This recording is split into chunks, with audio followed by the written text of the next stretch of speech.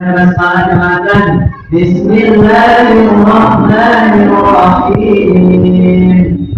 Dan terima kasih waktu dan kesempatan yang kami berikan untuk Anda berbicara di hadapan Ustaz dan Ustazah mengenai tentang judul yang apa sih yang kami pelajari dan apa sih manfaat dan lain sebagainya. Nanti di sini sudah akan bahas bareng-bareng ya.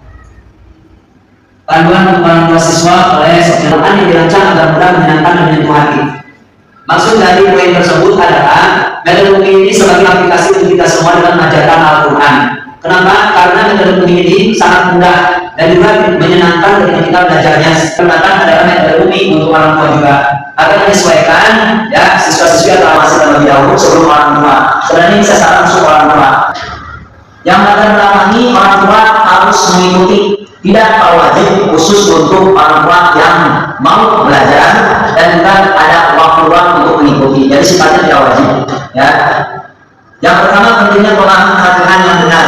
Oleh karena itu perlu yang namanya pendampingan pengajaran secara sanad, yaitu dengan perguruan. Adanya guru itu yang Islam dan harus dibaca dengan benar supaya tadi itulah fokus kita yang pertama. Yang kedua, banyak orang tua yang merasa kurang percaya diri dalam membaca Al-Quran karena kurangnya pemahaman tentang tajwid dan nahwu tempat dalam nurul. Ini juga yang mendasari bagaimana teman-teman bisa memfasilitasi yang namanya pengajaran Al-Quran secara mandiri. Kemudian yang kedua, peran orang tua dalam pendidikan anak. Ini sangat penting karena orang tua itu adalah subjek utama dalam keberhasilan mendidik anak ataupun tidaknya. Anak bisa sukses, anak tidak sukses juga, itu tergantung dari orang tuanya. Makanya dengan adanya kelas taslim ini, yang pertama orang tua adalah teladan pertama bagi anak-anak, termasuk dalam hal ibadah dan membaca Al-Quran. Ini banyak sekali realita dalam kehidupan problem-problem orang tua bingung mengajarkan kepada anak, ya. Bahkan banyak orang tua yang lebih percaya kepada guru-gurunya, padahal kita tahu bahwa yang benar-benar merubah mindset dari anak-anak adalah orang tua, bukan dari gurunya. Kenapa? Karena faktor lingkungan lebih banyak itu kan di keluarga. Di sekolah berapa jam, benar nggak? Nah, oleh karena itu peran orang tua ini sangat penting dalam mendidik anak. Dengan adanya kelas taslim ini, mudah-mudahan membantu orang tua bagaimana caranya membiasakan anak dan tetehnya di rumahnya belajar Al-Quran. Jadi kita bisa saling berkolaborasi antara guru dengan orang tua. Kalau hanya pengajaran khususkan kepada guru saja, mohon maaf, nggak bakal 100% keberhasilan. Kenapa?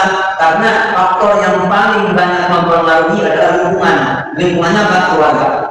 Makanya dengan ada kelas taslim ini, mudah-mudahan ya sedikit banyaknya bisa membantu orang tua yang memang punya problem, punya cita-cita dia ingin mengajarkan anak itu membaca Al-Quran dengan baik dan benar, tapi fasilitasnya tidak ada. Mencari kesana ke sini atau kemana lewat medsos. Tapi alhamdulillah dengan kita mengadakan kelas taslim bagi orang tua ini untuk mempermudah khususnya pengajar Al-Quran berkolaborasi dengan orang tua, meminta agar target anak dan teteh itu bisa dimaksimalkan lagi. Yang poin kedua, peran orang tua, kemampuan orang tua dalam membaca Al-Quran yang baik dapat menjadi contoh dan motivasi bagi anak-anak untuk belajar dan mencintai Al-Quran. Inilah tujuan kita, bagaimana anak itu bisa mencintai Al-Quran. Makanya dalam metode ini itu mutu yang harus dikuatkan. Ada 3 mutu. Yang pertama adalah sistem yang bermutu, metode yang bermutu, guru yang bermutu. Makanya kenapa di kelas taslim khusus orang tua yang utamakan adalah guru yang bersertifikasi, bukan berarti yang tidak bersertifikasi tidak berhak. Ya. Jadi semuanya boleh, tetapi kenapa yang harus bersertifikasi? Salah satunya adalah karena yang bersertifikasi itu saat belajar membaca Al-Quran secara mandiri tanpa bimbingan yang tepat.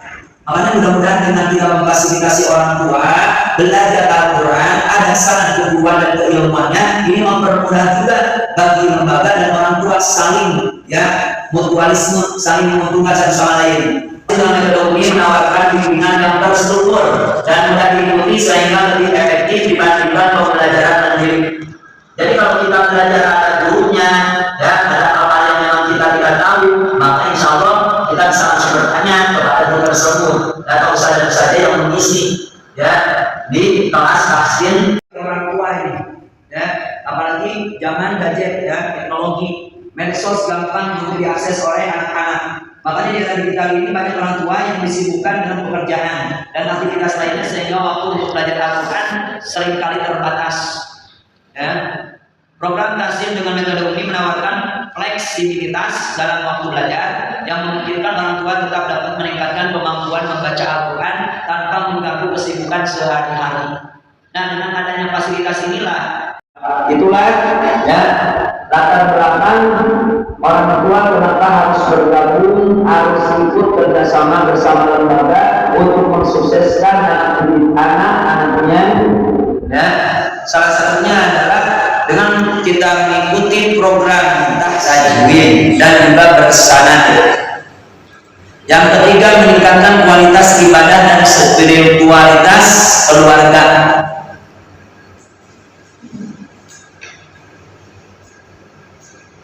Tujuan metode Umi membantu anak-anak membaca Al-Quran dengan baik dan benar, membangun fondasi yang kuat dalam pemahaman tajwid dan tartil, meningkatkan kecintaan anak-anak terhadap Al-Quran. Siswa mampu mengenal dan membaca huruf hijaiyah dengan makhraj yang benar, pengenalan tajwid dasar. Nah, ini adalah pas dasarnya. Bagi orang tua juga sama. Ya, nanti kita akan targetkan yang pertama untuk orang tua tidak langsung ke tadarus Quran. Bukan langsung ke tashih atau tahsinnya langsung, tapi ke jilid terlebih dahulu, jilid 1 sampai jilid 6. Kenapa? Karena penguatannya di situ. Ketika orang tua udah bisa baca Quran, nanti akan menyesuaikan dari metode Umi itu kelihatan. Kalau orang tuanya ya problemnya ada di eman, ya panjang pendeknya, maka orang tua tersebut pasti belajarnya di jilid 3. Kalau memang didengung, orang tua pasti di jilid 4. Kalau seumpamanya belum mengenal huruf, berarti di jilid 1. Kalau seumpamanya ya orang tua itu belum tahu tentang harokat, baik fathah, ya kasroh, doma, fatatain, kasrotain, domatain, fathah panjang, kasroh panjang, ya doma panjang, itu nanti belajarnya di mana? Ya di jilid ke-2. Kemudian ada orang tua yang tidak mengenal tentang bagaimana berhenti dalam membaca Al-Quran, meneruskan bacaan Al-Quran, itu ada di jilid 5. Dan orang tua juga bingung ya tentang bagaimana ini cara kita melaksanakan yang namanya membaca Al-Quran, kan bingung apalagi ayatnya panjang, harus ditandai dulu. Makanya nanti ada pembahasan tersendiri di kelas tahsinnya, yaitu di jilid 6.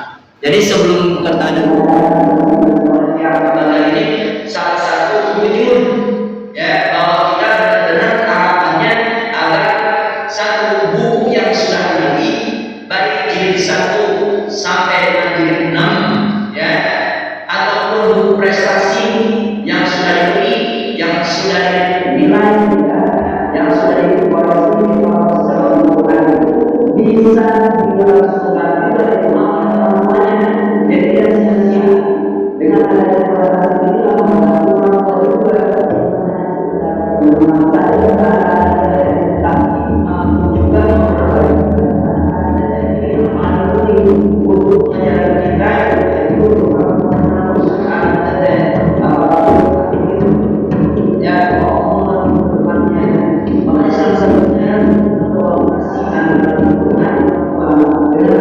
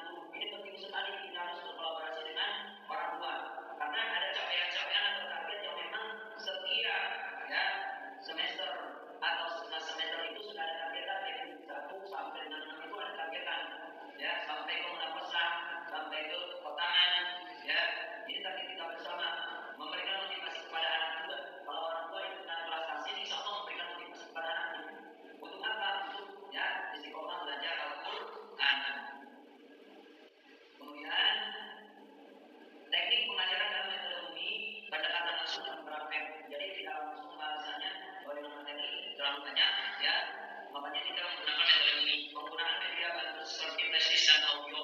Ya. Pentingnya pengulangan dan menguasai bacaan yang benar. Ini teknik pengajaran dalam metode umi. Jadi penutup. Ya. Jadi kenapa orang tua harus mengikuti kelas tahsin yang diadakan oleh pihak lembaga? Salah satunya adalah orang tua sebagai mitra utama dalam pendidikannya.